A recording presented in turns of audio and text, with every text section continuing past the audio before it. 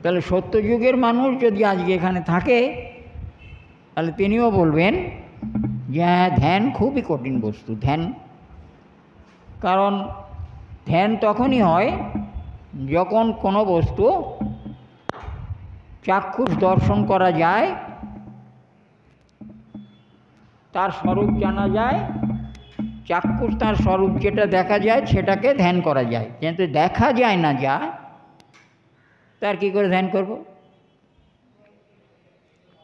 তাহলে কঠিন, ধ্যানটা বড়ই কঠিন। তাহলে সত্যযুগের মানুষও বলবেন যে ধ্যান খুব কঠিন বস্তু, কিন্তু সেই কালে ধ্যান করা হতো। সেই কালে ধ্যান করা হতো, অর্থাৎ অনেক কথা অনেক দিক দিয়ে বলতে হয়, তো অত বলে পারা যায় না। প্রথমতই হলো আত্মধ্যান,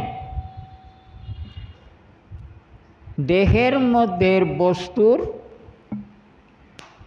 অনুসন্ধান, যেটা এখনো পর্যন্তই আমরা শুনে থাকি। দেহের মধ্যে আত্মা অনুসন্ধান, এই আত্মানুসন্ধান 4 যুগ প্রসিদ্ধ বেদে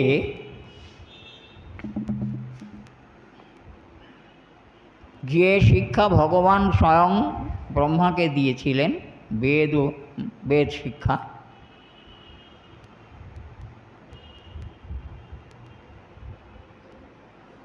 এবং ব্রহ্মাকে যে বলেছিলেন তপস্যা করো। তপস্যা মানেই তো ধ্যান, ধ্যানে বস্তু দর্শনের চেষ্টা।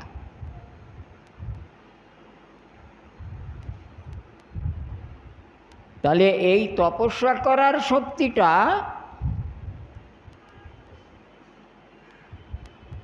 দৈববাণী রূপে স্বয়ং ভগবান উপদেশ দিয়েছে।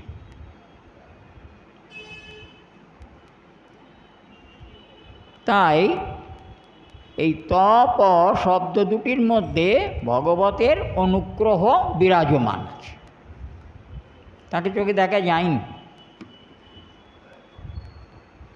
কিন্তু অনুগ্রহটা এর মধ্যে বিরাজিত আছে।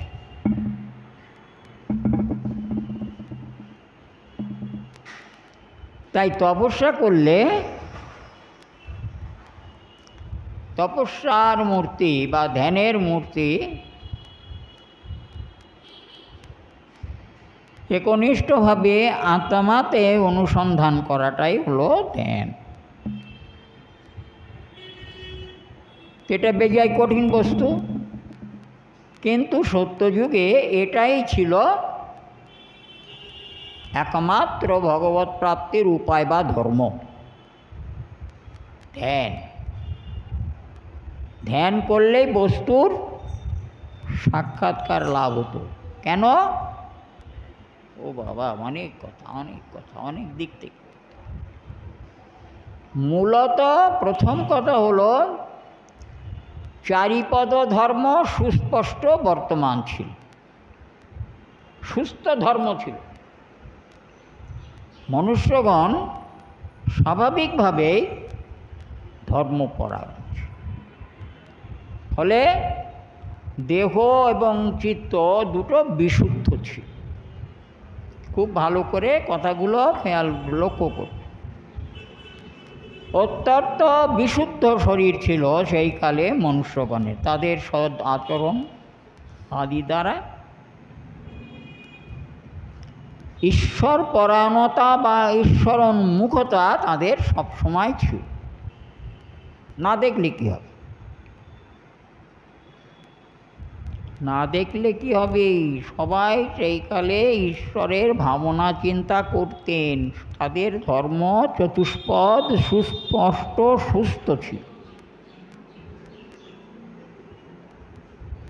তাই ধর্মপথ ছাড়া তাদের অন্য কোনো পথের অবলম্বন ছিল না। এ কারণে সেই কালে ধ্যানাস্পদ মূর্তির আবিষ্কার হতো, দর্শন হতো। তারা সত্য বস্তুর ধ্যান করতেন, সত্য বস্তু প্রকাশিত হত, হৃদয়ে হতেন, বাইরে হতেন। ধ্রুব 5 বছরের ছেলে, সে ধ্যানের কি বোঝে? ধ্রুব কোন যুগের আমার তো আবার জানা নেই। সত্য যুগে? তাহলে ঠিক আছে, ধ্রুব সত্য যুগের। এবার দেখুন 5 বছরের ছেলে তার ধ্যানের কি বোঝে, কি সামর্থ্য আছে ধ্যান করবার? কার ধ্যান করবে? তো ধ্যানে বসার আগের ঘটনাটা আমরা দেখি। তার অন্তঃকরণ ছিল এতই বিশুদ্ধ আর এত প্রেমময়, বাঘ, সাপ, জল, বৃক্ষ, লতা পাতা কিছুই তিনি বুঝতেন না। কি বুঝতেন? ওই যে একটা কথা বলা আছে শাস্ত্রে, রাধারানী প্রসঙ্গে বলা আছে একটা কথা, যে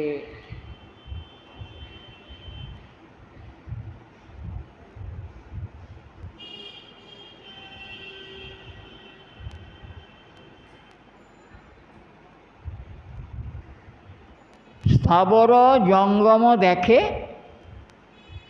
না দেখে তার মূর্তি। যত্র যত্র নেত্র পড়ে কৃষ্ণের স্ফূর্তি বা ইষ্টদেবের স্ফূর্তি। যে চোখ বস্তু দেখে, বস্তু স্বরূপ দেখে না। গাছপালা কিছুই দেখছে না, সে কি দেখছে?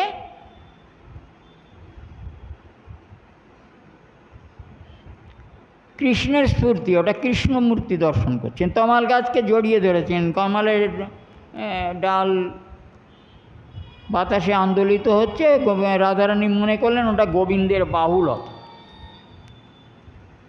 তমাল গাছের বর্ণের সঙ্গে কৃষ্ণের বর্ণের মিল হওয়াতে উদ্রেক, উদ্দীপনা কৃষ্ণ। তমাল গাছ নেই, ওটা কৃষ্ণ উদ্দীপনা। এই যে স্পষ্টত স্থাবর জঙ্গম দেখে, না দেখে তার মূর্তি। স্থাবর জঙ্গমই দেখছেন সামনে, কিন্তু তার মূর্তি, সেটা যে গাছ নাকি লতা পাতা নাকি দেখে সে মূর্তি বুঝতে, সেসব জ্ঞান নেই। জ্ঞান হচ্ছে কৃষ্ণ। কতটা শুদ্ধ শরীর হলে তদ বিষয়ের চিন্তা, সেই শুদ্ধ বস্তুর ধ্যান অন্তরে হতে পারে, এটা বুঝতে পারি আমরা। ধ্রুব ওই রকমভাবে সব কিছু, সাপ, বাঘ, গলা জড়িয়ে ধরেছেন। তুমি কি আমার পদ্মপলাশ লোচন হরি? এটা তো আর মিথ্যা কথা নয়, ভাগবত রয়েছে। হ্যাঁ, ভাগবত বলছেন, এটা মিথ্যা কথা হবে কেন?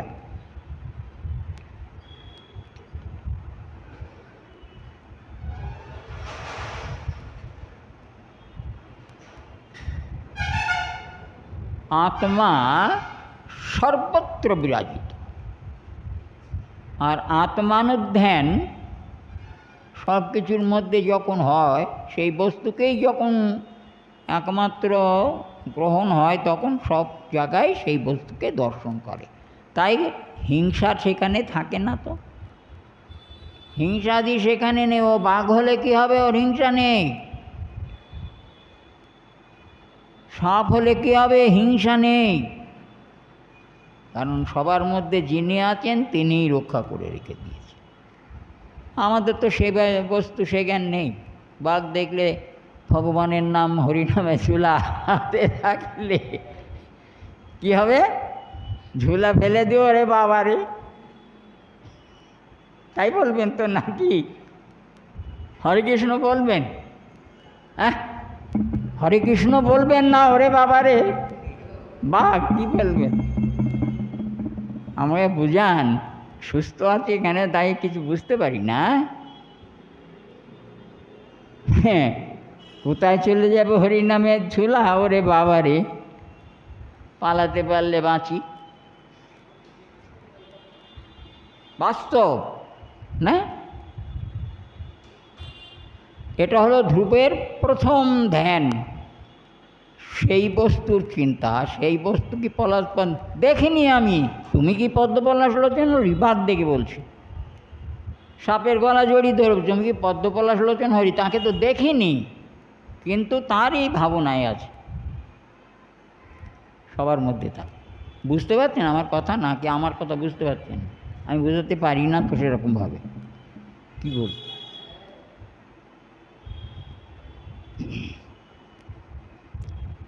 জল হাতে নিয়ে বলছেন তুমি কি পদ্মপলাশ লোচন হরি? আমি তাকে দেখিনি, সবই তো হতে পারে পদ্মপলাশ লোচন হরি, আমার ধারণায় সবই পদ্মপলাশ লোচন হরি বলেই মনে হচ্ছে।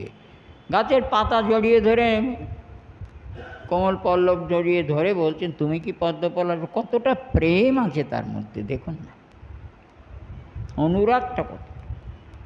এখন উনি ধ্যান করেননি, অথচ তার চিন্তাটাই মাত্র আছে। এবার যমুনায় কোথায় ধ্যান করেছিলেন জানেন তো? মনে আছে? হ্যাঁ, মধুবনে, মথুরায়, মথুরার ঘাটে,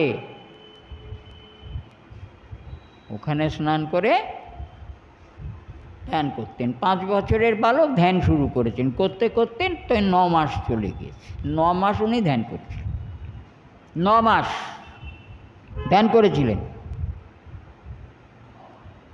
ওই 5 বছর বয়সে পূর্ব জন্মের সাধনার শক্তি পেয়ে, সঠিক শক্তিতেই তিনি ধ্যান করছেন। এক পদে দাঁড়িয়ে আর এক পদ অন্য পদের জানুতে স্পর্শ করে এক পদে দাঁড়িয়ে ধ্যান করছে, এরকমভাবে করেছেন। গুরুদেবকে, গুরু ছাড়া তো হয় না। হ্যাঁ, এগুলো মনে আছে। দেবর্ষি নারদকে ভগবান বিষ্ণু পাঠিয়ে দিয়েছিলেন, যে তো আমার মন্ত্র না পেলে তো, দীক্ষা মন্ত্র না হলে তো আমার ধ্যান করে আমাকে পাবে না, তা তুমি গিয়ে কানে মন্ত্র দিয়েছো। যখন ঘর থেকে বেরিয়ে আসছেন সুনীতির বাক্য শুনে,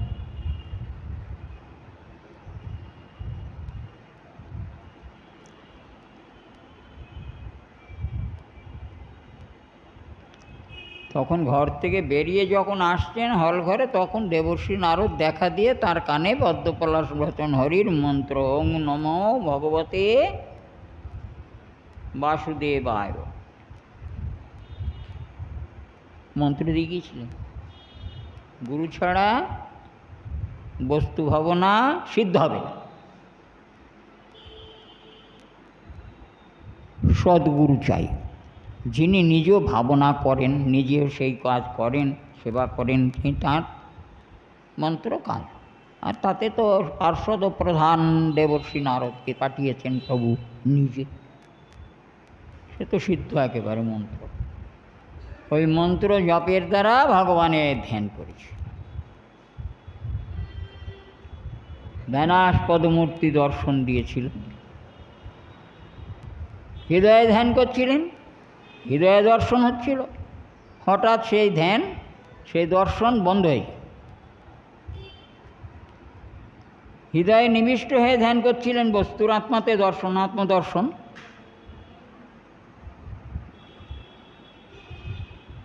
বেদের বর্ণিত আছে রূপের কথা, সেই রূপের ধ্যান হতে হতে হঠাৎ দর্শন বন্ধ হয়ে গেল, আর দেখতে পাচ্ছি। কী হলো? এখন ভেতরে দর্শন করা বন্ধ হলে বাইরে চোখ খুলে যাবে, ধ্যান ভঙ্গ হয়ে যাবে। ধ্যান ভঙ্গ হতেই অপূর্ব সৌগন্ধে 10 দিক পরিপূর্ণ সাক্ষাৎ চতুর্ভুজ ভগবান শ্রীহরি মূর্তি দর্শন করলেন সামনে। ধ্যানাস্পদ মূর্তি ধ্যান মাত্রে প্রাপ্ত, তার একেবারে সহজ নয়, 9 মাস ধরে ধ্যান করতে হয়েছিল। অর্দম ঋষি ধ্যান করে প্রাপ্ত হয়েছে। এ যুগে ধ্যান করেই পাওয়া যেত। ধ্যানের উপায়, ধ্যানের স্বরূপ সম্বন্ধে কিছুটা তো শুনতেন, জানতে পারলেন তো।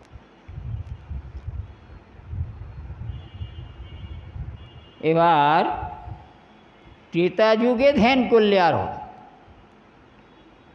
ও এক পা খোঁড়া হয়ে গেছে। সত্যযুগ চলে গেল, ধর্মের একটা পা ক্ষয় হয়ে গেল। তাহলে চতুষ্পদ ধর্ম না থাকলে ধ্যান হবে। 3 পা হয়ে গেছে, এখন ধ্যানে হবে না, এখন যজ্ঞ করতে হবে। এটাও কম কষ্ট নয়। অতি সযতনে আর নিখুঁতভাবে যজ্ঞ সাধন করলে ভগবতের সাক্ষাৎকার হয়। এ তো সবার পক্ষে সম্ভব না। যজ্ঞে তো বিরাট খরচ নাকি? তাহলে এ তো সবাই যজ্ঞ করতে পারবে না। যদিও তখনকার দিনে সবই সহজ ছিল, সস্তা ছিল, যজ্ঞ হতো। যেহেতু যজ্ঞমূর্তি রূপেই ত্রেতায় তিনি প্রকাশিত হয়েছেন, রক্তবর্ণ।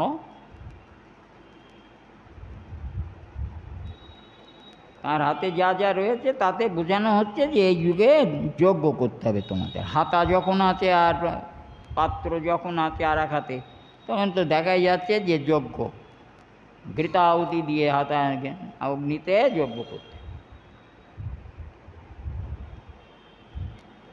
এবার দাপরে এসে তো 2 পা খোঁড়া হয়ে গেল, ক্ষয় হয়ে গেল 2 পদ, ধর্ম 2 পদ নাশ হয়ে গেল, 2 পা আছে। এখন তাহলে সেই শক্তি তো আরও কম হয়ে গেল। যখন শক্তি কম হয়ে গেল তখন ওই 2 পায়ে তো খুঁড়িয়ে খুঁড়িয়ে খুঁড়িয়ে খুঁড়িয়ে চলবে। এই অবস্থাতে যা হবে যজ্ঞ, না হবে ধ্যান। ধ্যানও হবে না, যজ্ঞ হবে না। তাহলে কি করবে?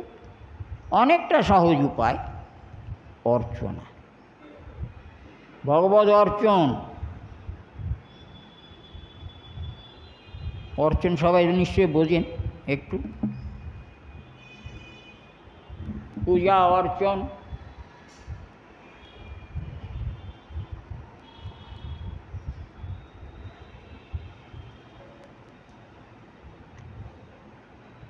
পাদ্য, অর্ঘ্য, আচমনি,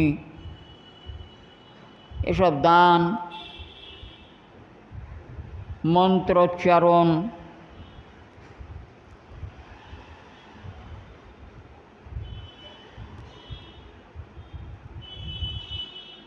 চরণের সেবা করা, সেবা। অর্চন বলতে সর্বতোভাবে সেবা, সর্বতোভাবে সেবা। গরমের সময় ঠাকুরের গায়ে এই চাদর থাকে তো জড়ানো, গরমে গায়ে বৈশাখ মাসে ঠাকুরের চাদর দিয়েছেন তো, চাদর দেন তো, দেন না? তাহলে ঠাকুরের গায়ে যদি চাদর না দেন তাহলে কি দেন? পাখার হাওয়া।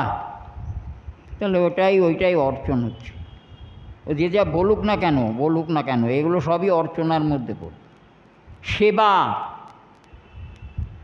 দাপরেতেও সেবা, কলিতেও সেবাই আছে, সেবা আছে, কিন্তু তার সঙ্গে নাম সেবাই হচ্ছে সবচেয়ে সেই অর্চন। সে নাম সেবাটা আছে, সেবাটা আছে।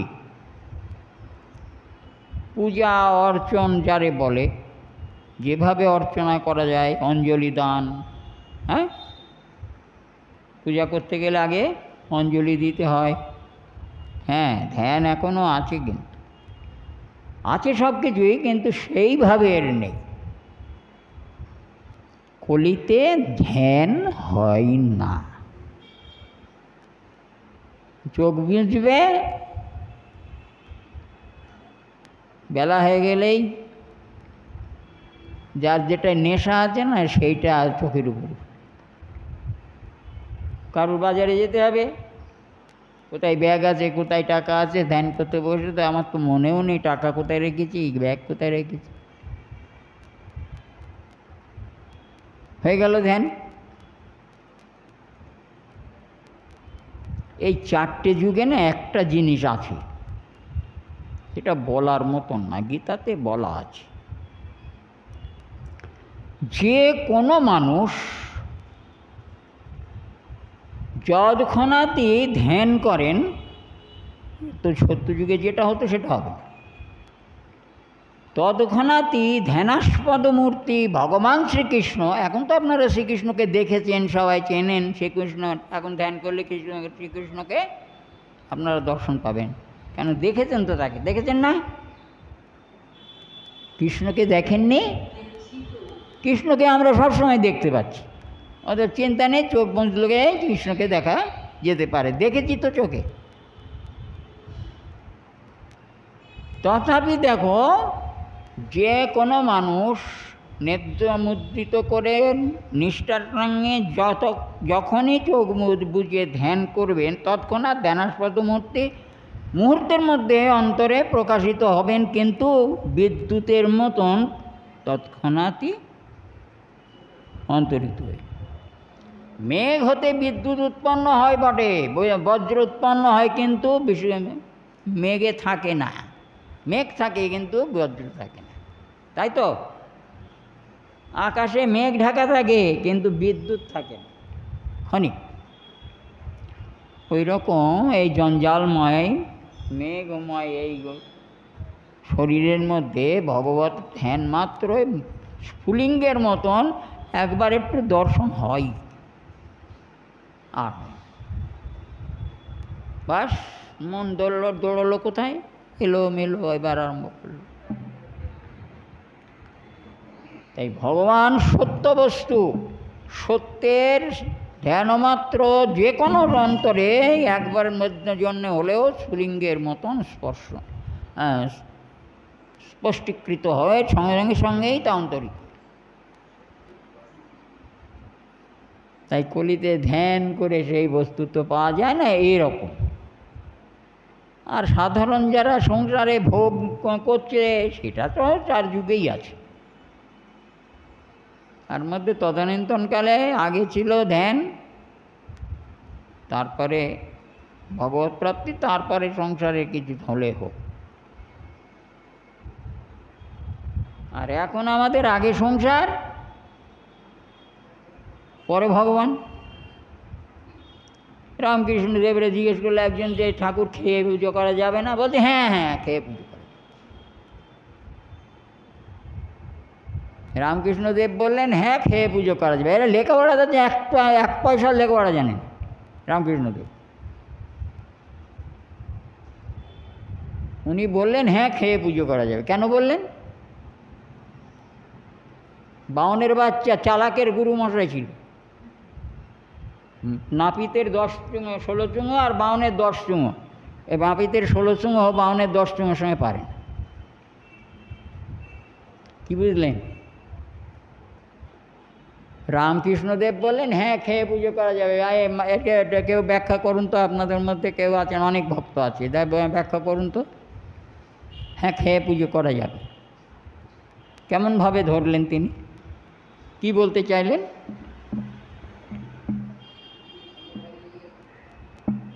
একটু জোরে বলবেন, আমার কান ছোট, একটু জোরে বলুন যে কেন তিনি একথা, কী জন্যে বললেন, কি আছে এই কথাটার মধ্যে তাৎপর্য? ও বেটা তো জন্মে পুজো করবে না, ও বেটা তো পুজো করবে না, কারণ পুজো করতে গেলে তো উপোস করে থাকলে তো কষ্ট হবে, ও তো পারবে না। তো ভগবানের পুজো করবি তো খেয়ে কর, শরীরটাকে সুস্থ রেখে খেয়ে দে, পেট ভরে নে, পুজো কর। ওরে নেই মামার চাইতে কানা মামা ভালো, এটা কে জানে না বাবা? মোটে না করার চাইতে তো খেয়ে করাও তো ভালো। তবু তো করবে পুজো, একদিনও বুঝবে, পুজো করার ফলটা নিজেই বুঝবে, নিজেই অন্তর থেকে বলবে না এ কাজ খেয়ে করা যায় না, ও নিজের চৈতন্য জন্মাবে। এটা বুঝেই রামকৃষ্ণদেব বলেছিলেন যে হ্যাঁ খেয়ে পুজো করে। আর আমরা সবাই মনে করলাম হয়তো ঠাকুর রামকৃষ্ণদেব বলেছে খেয়ে পুজো করা যায়, তাহলে আমাদের খেয়ে পুজো করতে। ব্যাপারটা তো বুঝতে হবে। বামনের স্থল, চালাকের গুরুমশাই চালাকি খাটিয়েছেন, পুজো তো কর, তারপর ভগবান বুঝে নেবে। বিবেকরূপী ভগবান আছেন, তিনি একদিন বলে দেবেন না এ খেয়ে পুজো করা যাবে না, এটা অন্যায়, ঠাকুরের পুজোটা আগে করতে। তাই তো করেন আপনারা, নাকি খেয়েই করেন? না পারলে খেয়ে করবেন, কি আছে, অসুবিধে কি?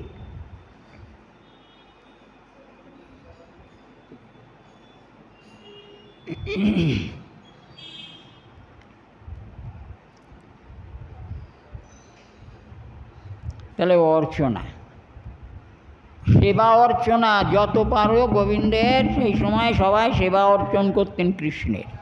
গোপীরা কি করেছেন?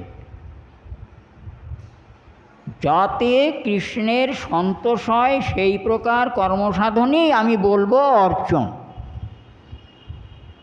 কৃষ্ণের সন্তোষ বিধান সাধন করাই হলো অর্চন।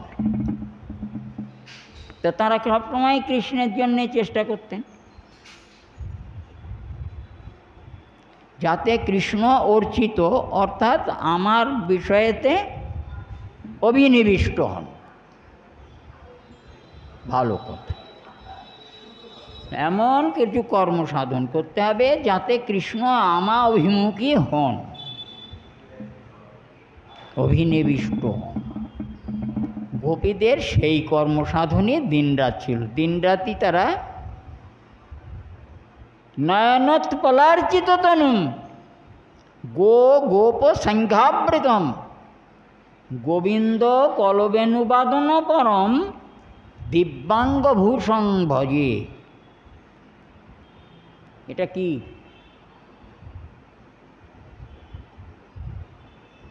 গোবিন্দের ধ্যান।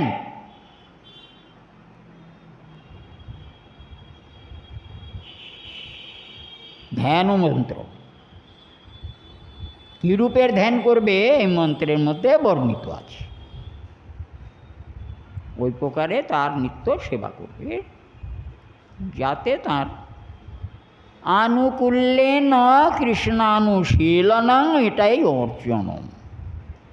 গোপীরা যা করেছেন, সখারা যা করেছেন, মাতা পিতা যা করেছেন,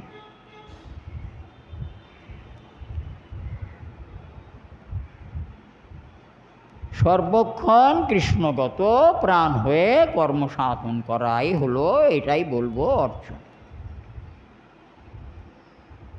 তাই করেছেন, কৃষ্ণের সুখের নিমিত্ত সব কর্মসাধন, এই মিলে চিলে অর্চন।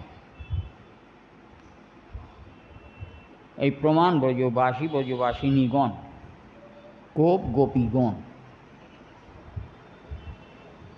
কলিতে তো ওইভাবে কৃষ্ণের নিয়ে সবসময় নাড়াচাড়া তো কেউ করতে পারবো না, সম্ভব না। আমার কৃষ্ণকে নিয়ে সারাদিনে রাত সব চিন্তা নাড়াচাড়া করাটা তো আমার পক্ষে অসম্ভব।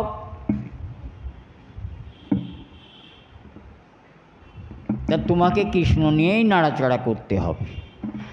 কলিতে, কলি আর দাপরের দুটো অবতারই, দাপরের শেষে কলি আগমনের সন্ধিক্ষণের সময় কৃষ্ণের আগমন।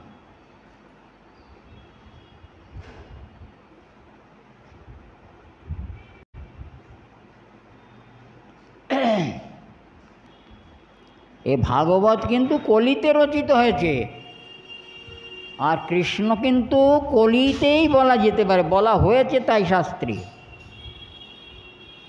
দুবার একই কলিতে দুবার পরিপূর্ণতম অবতার, তাই কলিতে বললেন কে না সংকীর্ত কেশবম।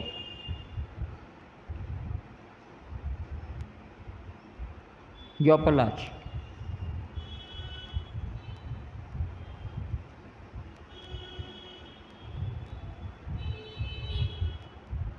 ভগবান শ্রীকৃষ্ণের নাম সংকীর্তন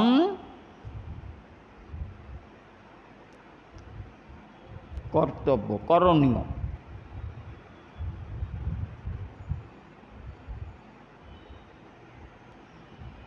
কলৌ নাস্তেব নাস্তেব নাস্তেব গতির অন্যথা।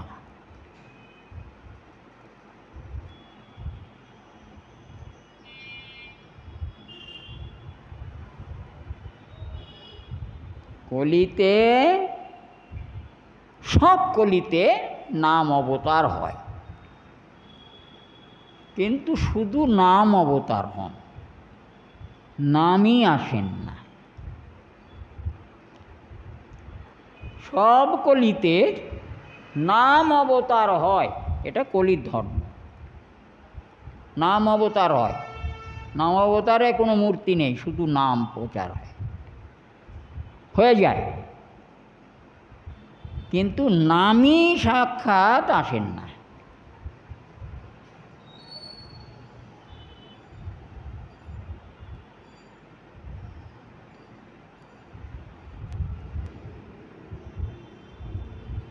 আঠাশ চতুর্যুগের পর যে কলি আসে,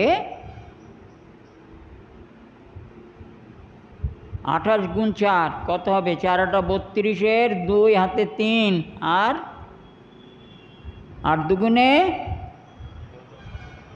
16, তো আর 3 19, 192 না কত? আমি আবার অঙ্ক ভালো বুঝি।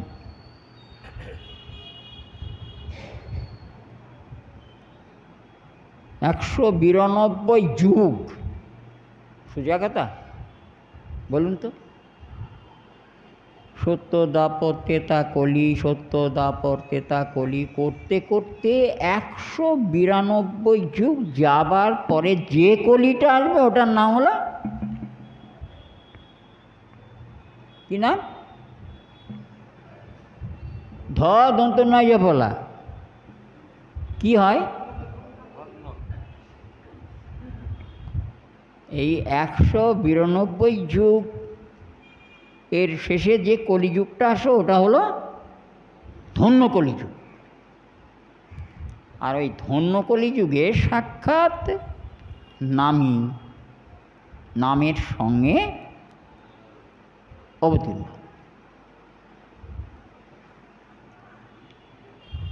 নামের সঙ্গে অবতীর্ণ হন।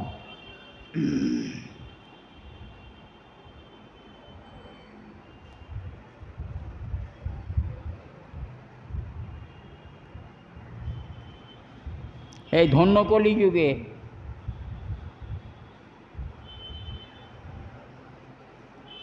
কে যাবি কে যাবি ভাই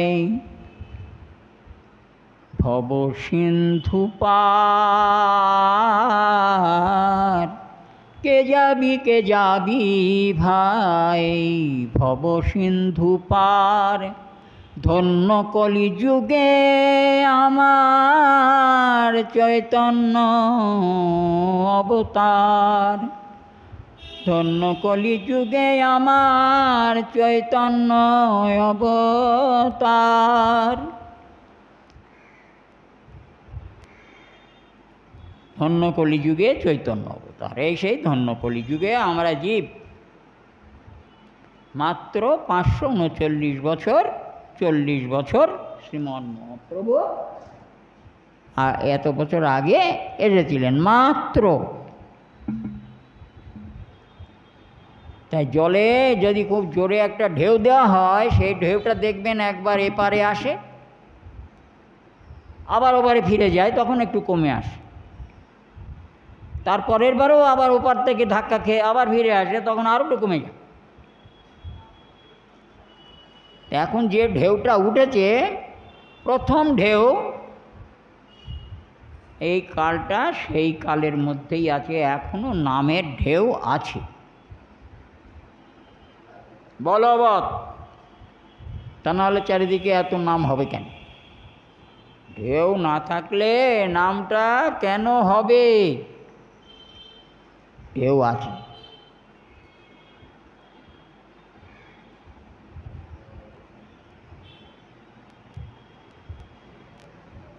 তাই সবাই নাম করছে, ঝুলাতে নাম করছে, মুখে নাম করছে, সংকীর্তনে নাম করছে, নামের সংকীর্তন।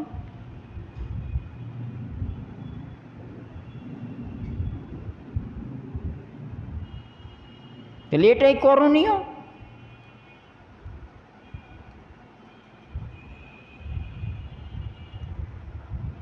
কীর্তনীয়, কীর্তনীয় সদা হরি।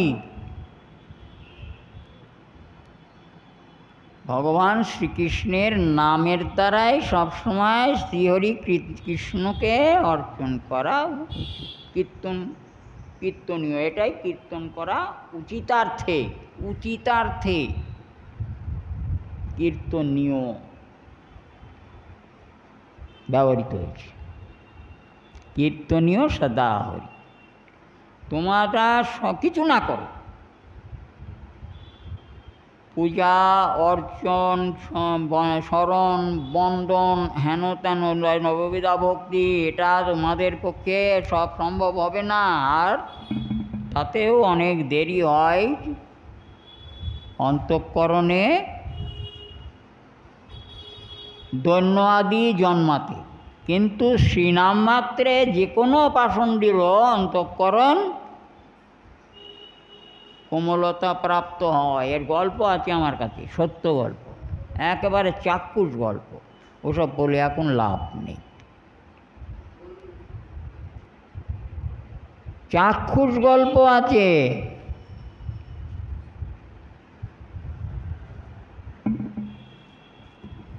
একেবারে যথার্থ সত্যের যথার্থ কেউ অতিক্রম করতে পারবে।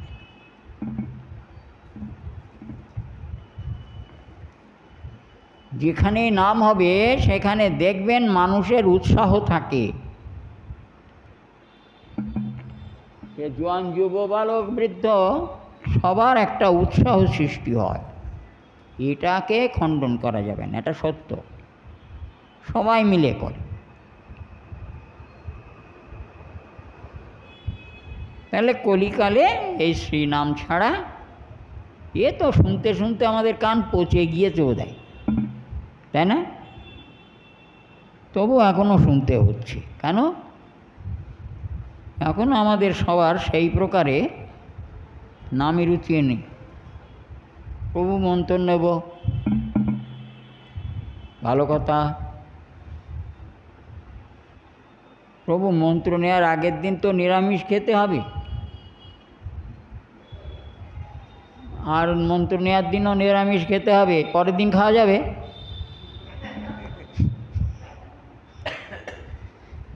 বাস্তব।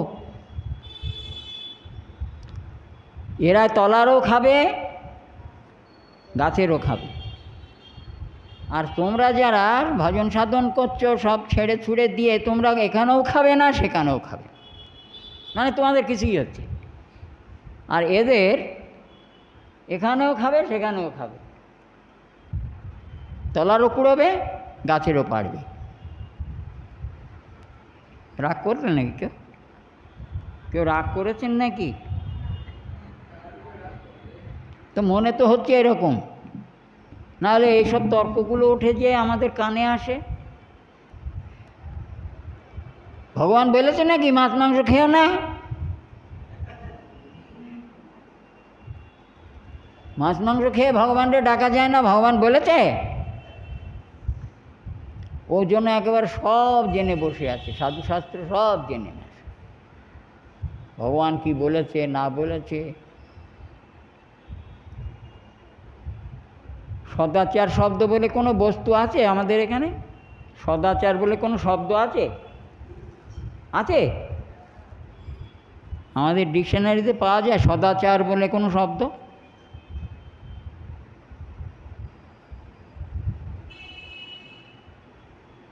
আমি মনুসংহিতার কথা তুলে বলতে পারতাম, কিন্তু সবাই সবাই সমান মানুষ থাকে না, আমি একবার বলে ঠকেছি।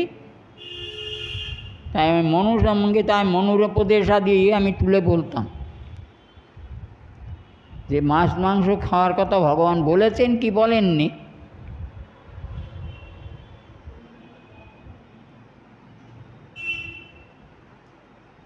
মনুর কথা দিয়ে বুঝতাম।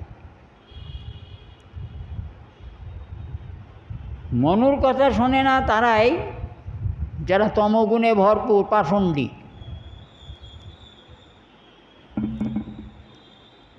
আর মনুর কথা অতিক্রম করার ফল কি তাও তারা জানে না।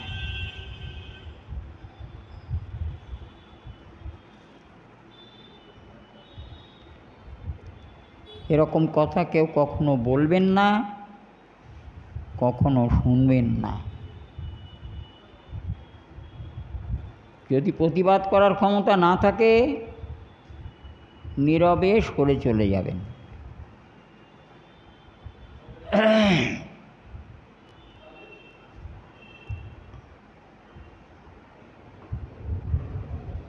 যদি সদাচার শব্দটা আপনারা স্বীকার করেন, তাহলে অনাচার শব্দটাও তো আছে। অনাচার বলে কোনো শব্দ আছে? তাহলে আছে তো। তাহলে সদাচার আর অনাচার ভগবানের বলা লাগবে না, আমরা নিজেরাই চিন্তা করে নিতে পারবো কোনটা সদাচার আর কোনটা অনাচার।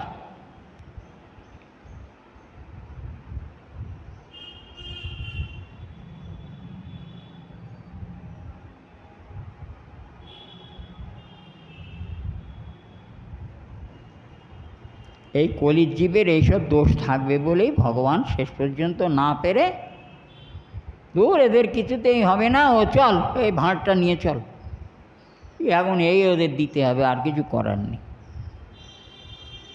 না হলে গোলকের গোপন ভাণ্ডারটা নিয়ে এসে হাজির হয়েছে আমাদের জন্য। তবুও ভগবানের ইচ্ছা হচ্ছে জীব আমার কেন পড়ে থাকবে, আমার জীবকে উদ্ধার করতে হবে, আমার জীবকে উদ্ধার করতে হবে। ওরা কর্মদোষে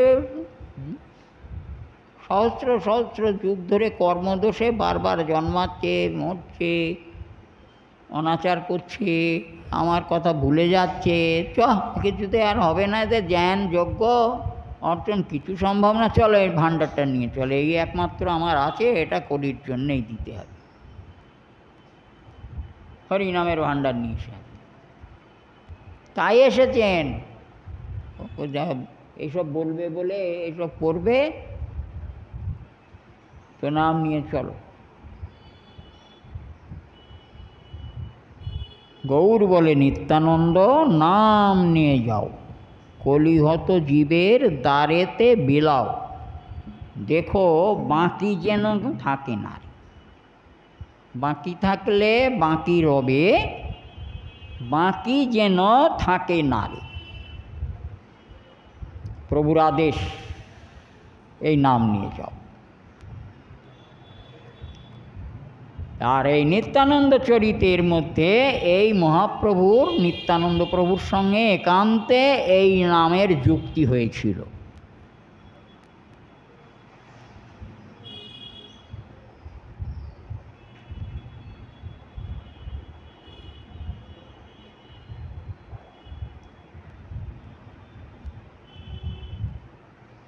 অবশেষে মহাপ্রভু নিত্যানন্দ সম্মতি প্রাপ্ত হওয়ার পর নাম প্রচার, নামের ক্রিয়া করা আরম্ভ করলে। তাহলে কলিতে হচ্ছে শুধু নাম।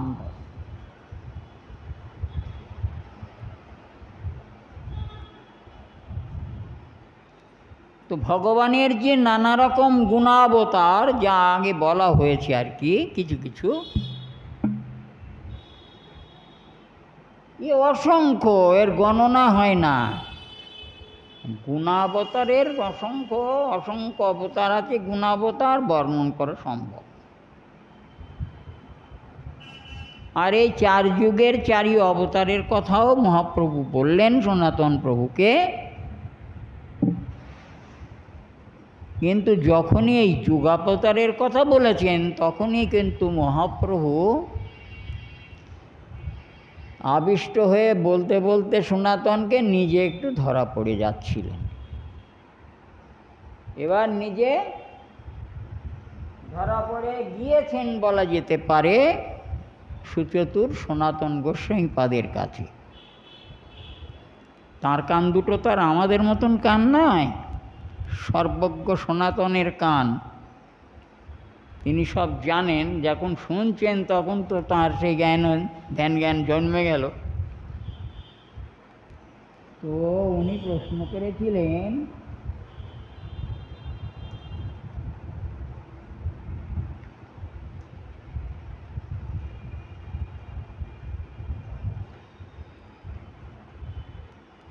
রাজমন্ত্রী সনাতন বোঝেন না, এমনি এমনি ওই হুসেন শাহর মতন একটা দারুণ পাষণ্ড অথচ বিচক্ষণ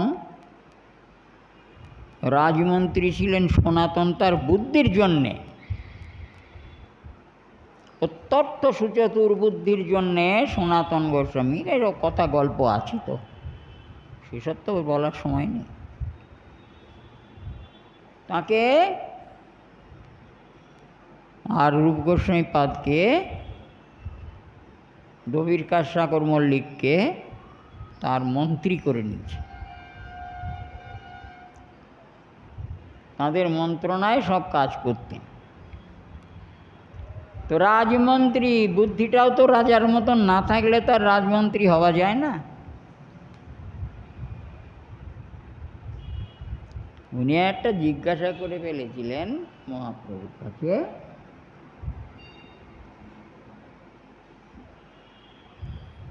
মহাপ্রভুর মুখে যখন শুনলেন,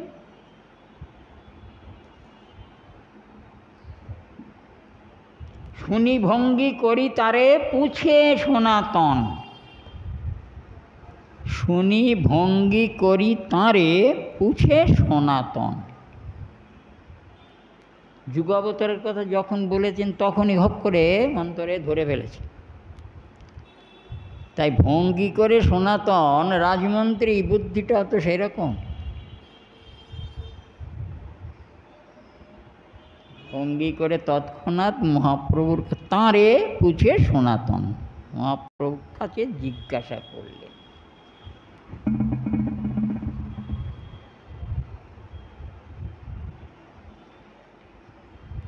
এ তো কথা অনেক।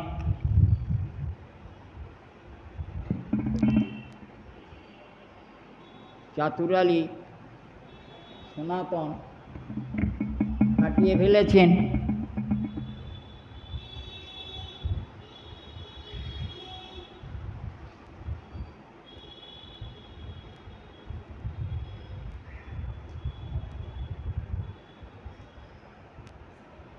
তো সেসব কথাগুলো অনেকগুলো কথা, আর তার কথার প্রশ্নের উত্তরে সে মহাপ্রভু যে যা বলেছেন, বাড়ি আছে গ্রন্থ, থাকলে পড়ে নিতে পারবেন। আমি পরের দিন এসে এটা ভেঙে কথা বলবো, আজকে আর বলবো না। নিতাই গৌরী সীতানাথ প্রেমানন্দে হরি হরি বল।